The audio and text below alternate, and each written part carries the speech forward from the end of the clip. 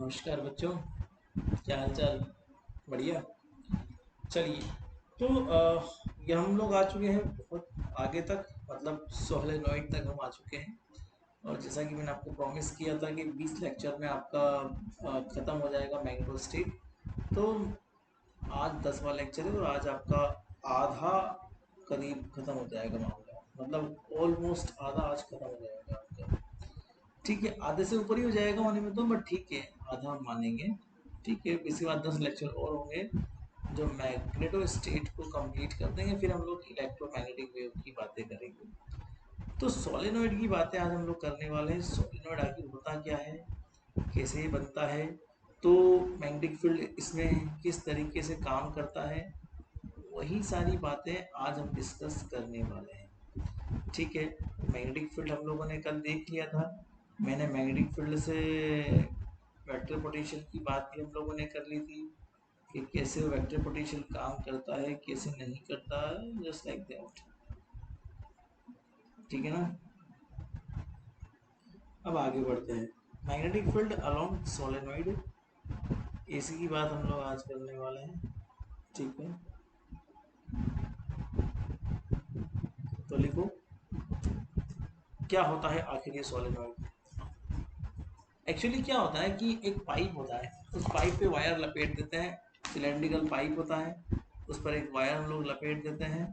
अब वो जो वायर होता है ना, उसके अंदर से उस पाइप को हम लोग बाहर निकाल लेते हैं। तो आपको इमेजिन हो जाएगा कि किस तरह का स्ट्रक्चर हमारा बनने वाला है। तो जो स्ट्रक्चर बनता है वही कहलाता है solenoid.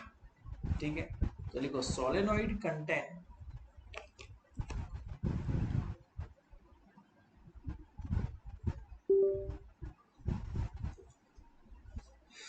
Solenoid.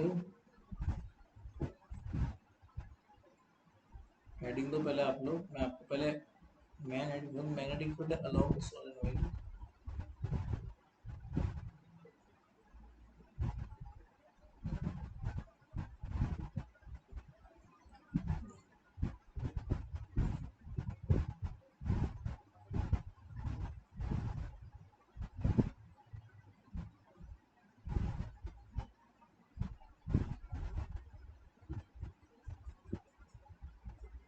Magnetic field along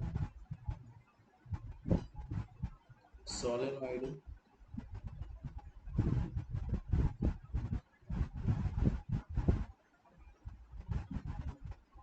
करना क्या है इसमें, देखो solenoid contain large number of circular solenoid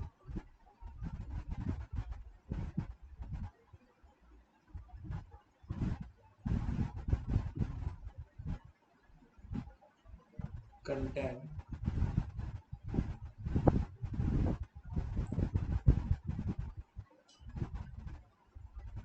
large number of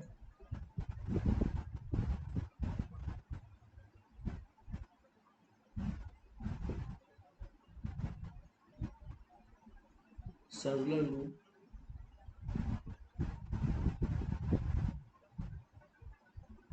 wrapped around, मतलब घुमाया होता है ना, इसी कह रहा हूँ। wrapped around a non conducting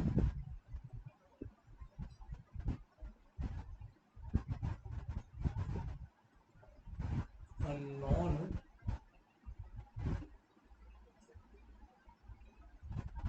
conducting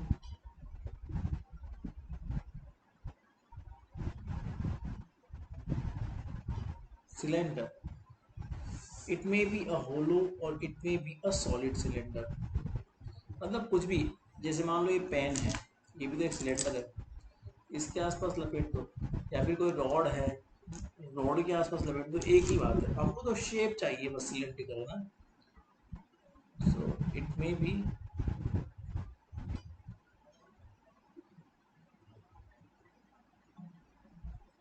hollow or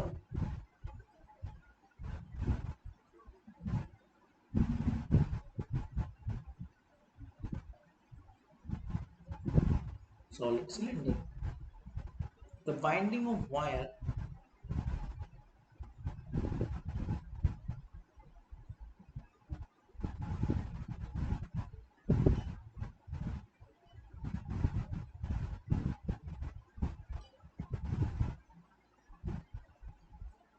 is uniform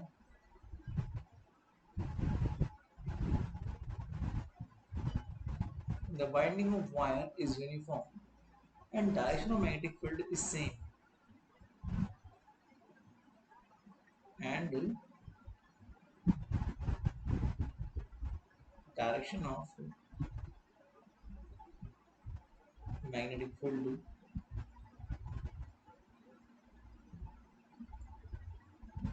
is the same at all point of the axis. At all points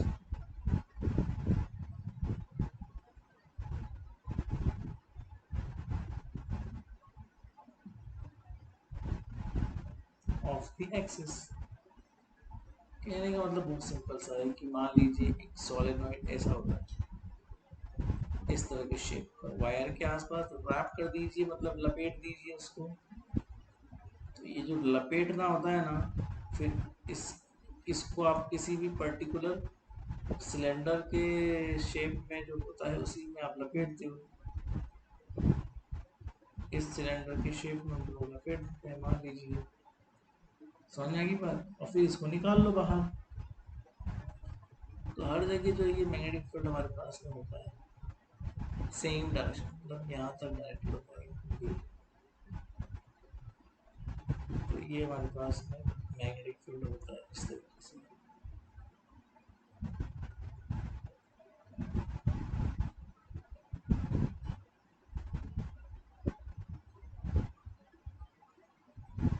ऐसा ये लपेटा होता है, ठीक है। अब हम ये बात जानते हैं, किसी भी एक लूप की बात करते हैं, इसमें तो खैर n नंबर ऑफ लूप्स हैं। मैं अगर किसी भी एक लूप की बात करूँ, मान लीजिए, तो ये मान लीजिए एक लूप को ले लेते हैं हम लोग। अब ये हमारे पास में ये लूप है, ये एक्सिस है उस लूप के सेंटर से निकलने वाली।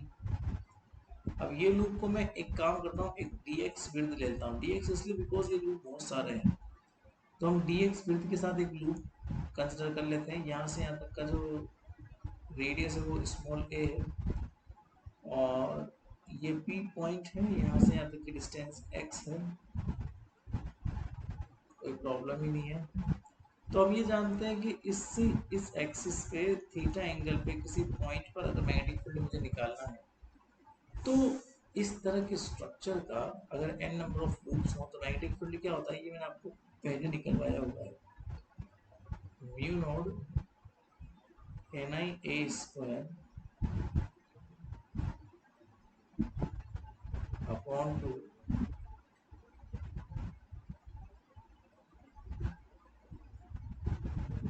a square plus x square to the power 3/2। समझ आएगी बात?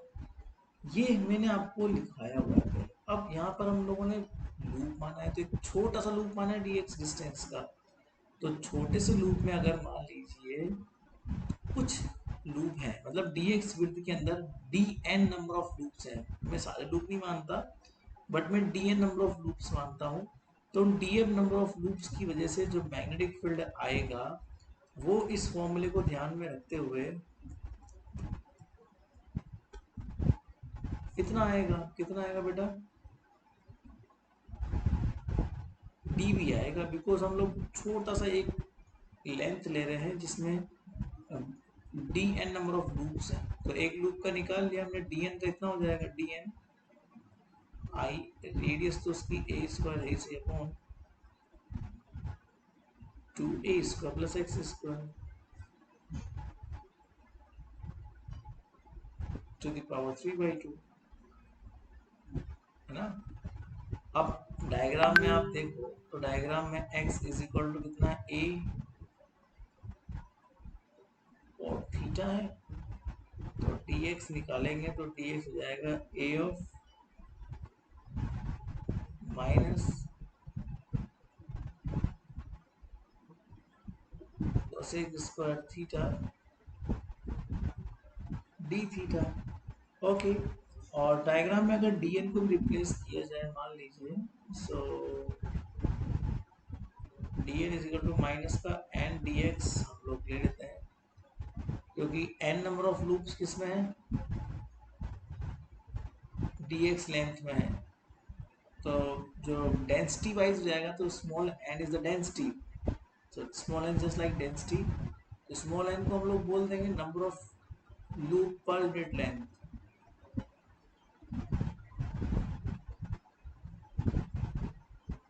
Number of loops per unit length, unit length में कितना लूप अवेलेबल है हमारे पास, ठीक है। मतलब लूप डेंसिटी मान सकते हो आप इसको। तो इससे हम लोग ऐसा मान लेते हैं कि ये जो लूप है ना, मतलब ऐसे मान लेते हैं कि जो सोलेनॉइड है ना, उसका एक हिस्सा जो है वो अल्फा डिस्टेंस पर है और दूसरा हिस्सा बीटा पर है। यहाँ पर ये बीटा है और ये अल्फा है। तो अल्फा से लेके कंप्लीट कवर करने के लिए हम पाई माइनस बीटा तक जा सकते हैं, ताकि वो कंप्लीट लूप सारे हमारे कवर हो जाएं। पाई माइनस बीटा मतलब एक तरह से ये वाली डिस्टेंस हो गई, ये बीटा है इसका, और ये जो डिस्टेंस हो गई यहाँ से लेके यहाँ तक की, वो गए पाई माइनस बीटा। तो अल्फा से लेके पाई माइनस बीटा तक हम लोग अगर कवर करें तो ये हो जाएगा mu naught minus n d x multiply with i a square, तो खेल था इसे अपॉन ट्वाइस ऑफ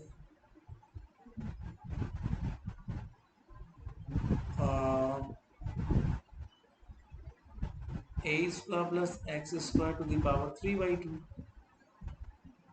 बस ये सॉल्व कर लो, आपका काम हो जाएगा। तो नेगेटिव फुल निकल जाएगा सोलेनॉइड में। खैर ये जो निकाल रहा हूँ मैं, ये फाइनाइट सोलेनॉइड है।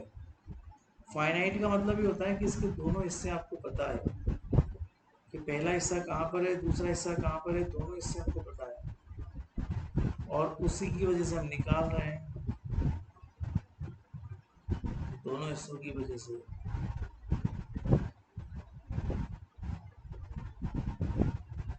ठीक है, मतलब पहला हिस्सा यहाँ पर है, दूसरा हिस्सा यहाँ पर है, तो दोनों हिस्सों की वजह से हम निकाल रहे हैं, तो ये फाइनाइट है।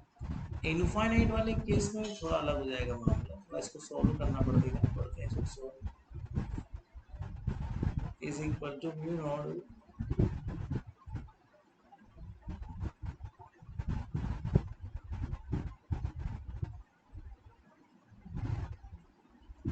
अल्फा से लेके पाई माइनस बीटा तक,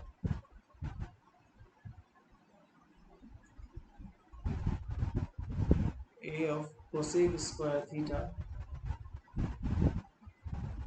d theta upon a cube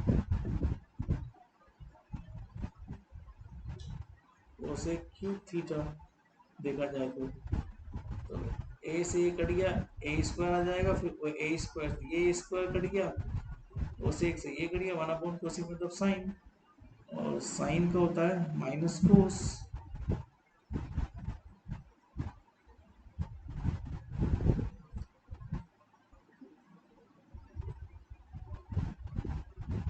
minus cos theta alpha से लेके पाई माइनस बीटा तक। तो थोड़ा और सोल्व करो इसको। तो the magnetic field due to the finite solenoid is this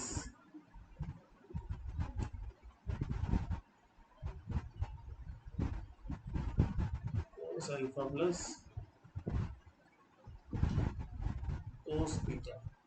और ये जो है ना, ये है उसकी एक्सिस के ऊपर, किसी भी पॉइंट पे आपको निकालना हो तो उसकी एक्सिस पर ये है।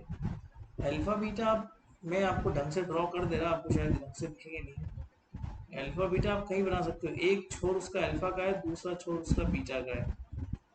तो मैं इसको एक बार परफेक्टली बना देगा, क्या लग गया यार,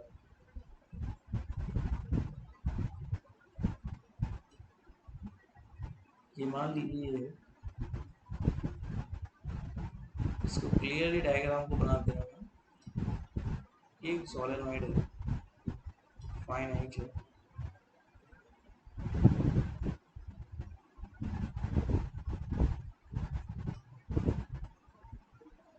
ये है इसके दो छोर, जहाँ पे इस वाले एंगल को अल्फा बोलते हैं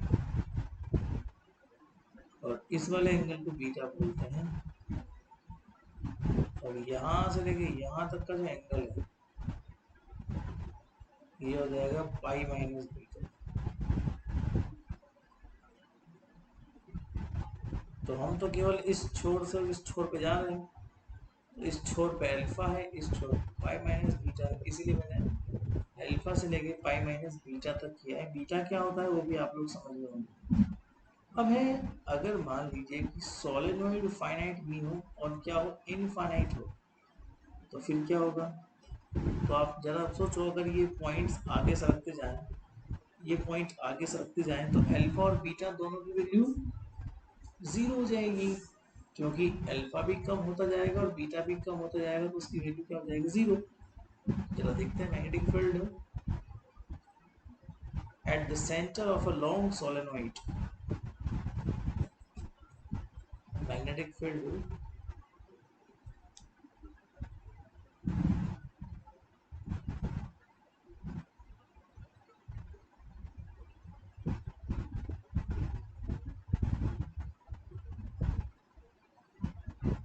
magnetic field at the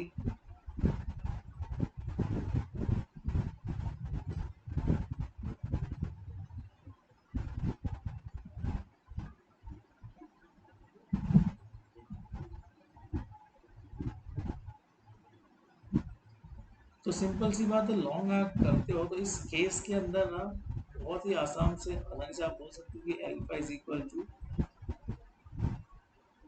beta is equal to 0 degree. You can easily से, ठीक है।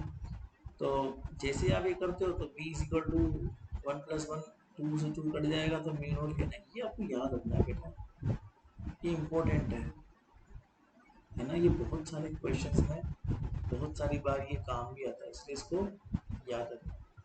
अब अगर दूसरा केस लें, दूसरा केस ये है कि ये तो दोनों इन्फाइनाइट हो गए, आप मान लो, है ना, दूर तक जा रहे हैं। पर अगर मान लो एक ही इन्फाइनाइट हो, दूसरा फाइनाइट हो, तो केस नंबर 2 सही बैठेगा। Negative field at the end of the infinite, ये तो मैंने कहा निकाला है, सेंटर पे निकाला है, तो यहाँ से और यहाँ से 0 डिग्री एंगल बनाए।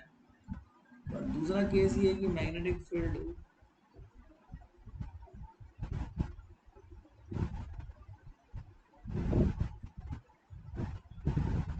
at the end of the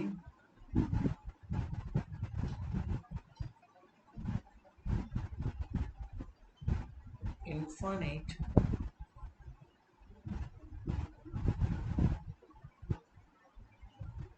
length of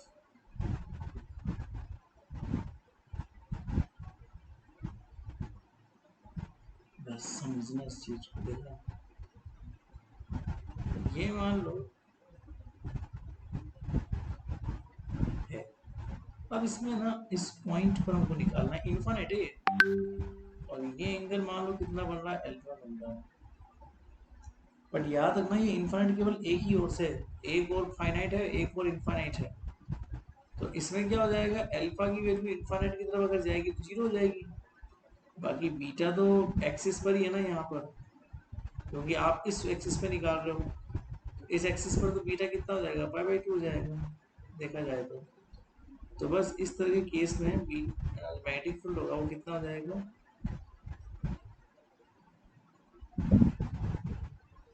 mu naught Ni/2, ठीक है ना।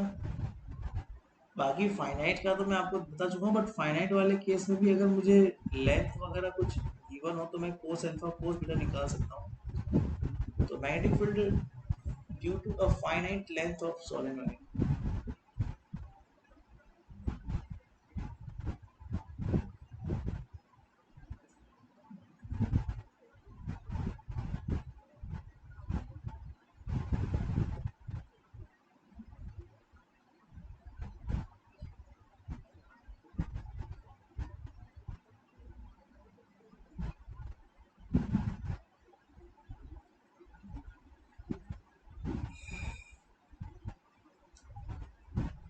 इस केस में बस इतना बोलना चाह रहा हूँ मैं आप लोगों से बच्चों,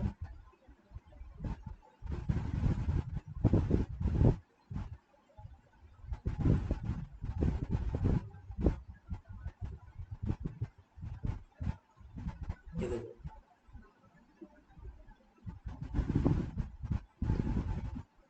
यहाँ पे अल्फा है,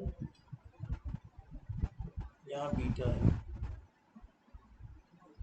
alpha and this is the beta, और यहाँ से यहाँ तक जो लेंथ है वो है L/2, और ये है A, ठीक है, और ये है L, देखा जाए तो बस बाकी फॉर्मूला तो मुझे याद है, बस एल की टर्म में अगर मुझे चेंज करना हो उस फॉर्मूले को, तो वो उस अल्फा की वैल्यू हो जाएगी मेरे पास L/2, मतलब बेस, ये तो बेस हो गया, अपॉन हाइपोटेनियस, सो हाइपोटेनियस हमारे पास हो जाएगा A² प्लस L²/4, ठीक है। इन द सेम भी अगर आपको कोस बीटा निकालना है तब भी वो सेम ही काम करेगा, L/2 upon root of A² plus L²/4, और इनको जब ऐड करेंगे और उस फॉर्मूले में पुट करेंगे तो इजीली एक फॉर्मूला डिजाइन हो जाएगा, that is B is equal to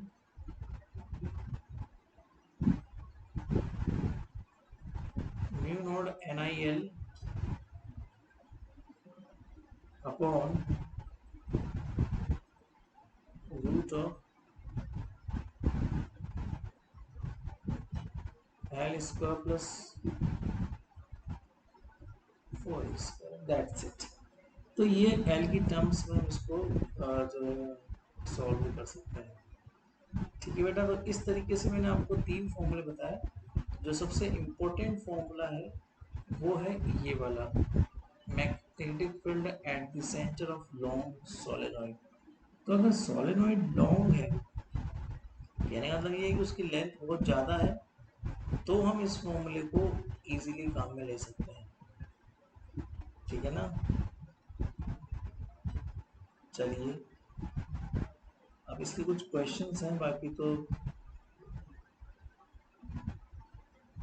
question अगली क्लास में करेंगे, बहुत सारे सवाल हैं इसके, तो जो कल वाली क्लास है उसमें हम लोग क्वेश्चंस करेंगे, ठीक है।